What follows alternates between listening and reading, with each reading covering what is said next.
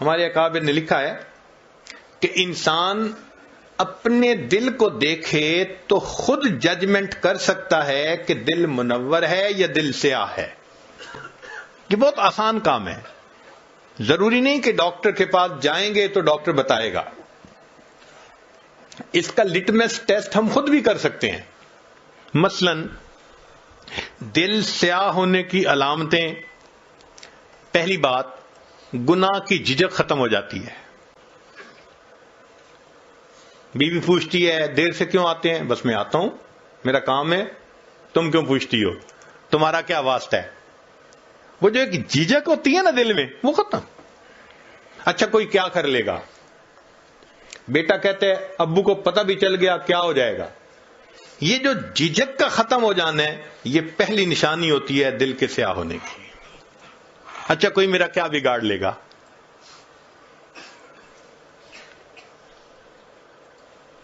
پہلے سکرین پہ کوئی ایسی شکل دیکھنے کے ڈرتا تھا، اور اب فیس بک کے اوپر تعلقات بنائے ہوئے ہیں اور ڈر بھی نہیں ہے کسی کا، اکاؤنٹ بھی کھولا ہوا ہے. تو جھجک کا ختم ہو جانا یہ پہلی نشانی ہے کہ انسان کا دل سیاہ ہو چکا. دوسری بات، نیکی کا بوجھل محسوس ہونا. نماز کو دل نہیں کرتا، مسجد آنے کو دل نہیں کرتا، نیک لوگوں سے ملنے کو دل نہیں کرتا، کسی بیان میں آنے کو دل نہیں کرتا، اللہ کے راستے میں نکلنے کو دل نہیں کرتا، تلاوت کو دل نہیں کرتا. یہ نیکی کا بوجھل محسوس ہونا یہ گناہ دل کے سیاہ ہونے کی دوسری علامت ہوتی ہے. اور تیسری بات کہ اگر کوئی سمجھائے تو سمجھانے والا بڑا برا لگتا ہے. میں اسے سمجھوں ہوں دشمن جو مجھے سمجھائے ہے. کہتے مجھے سمجھاتے کیوں ہیں؟ ماں باپ کیوں سمجھاتے ہیں؟ خاوند کہتے ہیں بیوی کیوں مجھے ہر وقت یہ باتیں کرتی رہتی ہے؟ بیوی کہتی ہے خاوند مجھے کیوں سمجھاتا ہے؟ بھئی جو سمجھا رہا ہے وہ تو خیر خواہ ہے، مگر دل جب سیاہ ہوتا ہے تو خیر خواہ بدخواہ نظر آ رہا ہوتا ہے. تو یہ 3 علامات ہیں دل کے سیاہ ہونے کی، اور 3 ہی علامات ہیں دل کے منور ہونے کی. پہلی علامت چہرے پہ نور ہونا. جو نیکی کرے گا اللہ تعالیٰ اس کی نیکی کا نور اس کے چہرے پہ سجا دیں گے. چہرے کو دیکھ کے سکون ہوتا ہے، چہرے کو دیکھ کے اللہ یاد آتا ہے. یہ اللہ والوں کے چہرے اس بات کی علامت ہوتے ہیں. فرمایا میرے بندے جتنا چاہے چھپ کر میری عبادت کر، میں تیری عبادت کے نور کو تیرے چہرے پہ سجا دوں گا. یہ اللہ نے میک اپ کر دیا ہوتا ہے ان کا.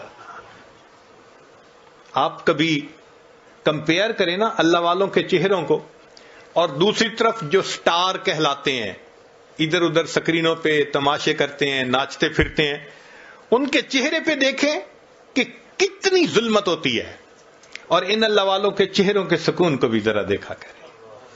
فرق واضح نظر آتا ہے. چہرے پہ نور ہونا، اور دوسری بات ان کے دل میں سرور ہوتا ہے. جو حالات بھی ہوں، پریشانی کے ہیں، مشکل کے ہیں، دل پرسکون ہوتا ہے، دل میں سرور ہوتا ہے. جائیے کس واسطے اے درد میں خانے کے بیچ، جائیے کس واسطے اے درد میں خانے کے بیچ، کچھ عجب مستی ہے اپنے دل کے پیمانے کے بیچ. دل میں ایک مستی ہوتی ہے، دل میں ایک لذت ہوتی ہے، سکون ہوتا ہے دل میں. تو چہرے پہ نور ہونا، دل میں سرور ہونا، اور تیسری بات کاموں میں اللہ کی مدد ہونا. جو کام کرنا ہوتا ہے اللہ کڑیاں جوڑتے ہیں.